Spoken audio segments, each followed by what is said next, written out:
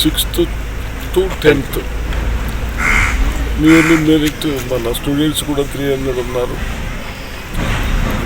Head master Anjaneyulu గారు వారు 100% students 95% about 10th వచ్చిందని చెప్పారు. అదే 100% స్టూడెంట్స్కు 95%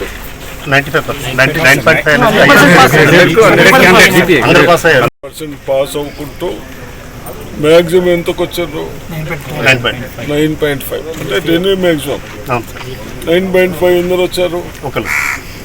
బ్యాలెన్స్ అందరు 8.5 అభినందిస్తూ ఉన్నాను. 9.5 కానీ 8.5 కానీ ఇది ప్రైవేటు స్కూల్లో చెప్పినందుకు. అందుకొరకే ఇక్కడ మన పిల్లలు చదువుకోవడానికి కొన్ని ఇబ్బందులు ఉన్నా, చిన్న చిన్న ఇబ్బందులు ఉన్నా కొన్ని ఏమేమి ఉన్నాయో చూడటానికి వచ్చినాం. తప్పనిసరిగా ఇవన్నీ తొందరగా చేసుకుంటూ ఒకటే నా ఇంజనీర్లకు రిక్వెస్ట్, చేసే పని స్టాండర్డ్ చేయండి, మంచిగా చేయాలని. అదేవిధంగా గ్రామస్తులు కూడా ఎక్కడన్నా చిన్న చిన్న పనులు ఉంటే సహకరించుకుంటూ, ఇక్కడ గ్రావెల్ అంటా ఉన్నారు, బహుశా గ్రావెల్కు ఇక్కడ ప్రొవిజన్ లేనట్టుంది. గ్రావెల్ మనిషికి 2-3 ట్రాక్టర్లు వేస్తే మొత్తం ఫిల్అప్ అయిపోతుంది. మన పిల్లలు అవుతున్నారు. కానీ నెక్స్ట్ కూడా వీళ్ళందరూ టీచర్స్ కానీ మనం కానీ 7th నుంచి 11th వరకు, 7వ తారీఖు నుంచి 11వ తారీఖు వరకు అన్ని గ్రామాలు విజిట్ చేస్తారు. రేపు రాబోయే రోజుల్లో మన పిల్లల్ని గవర్నమెంట్ స్కూల్లో జాయిన్ చేయండి.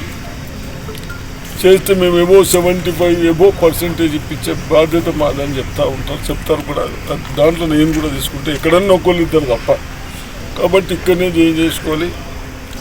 బాగా ప్రైవేట్ అనగానే బాగా కాస్ట్లీ అయిపోయినాయి.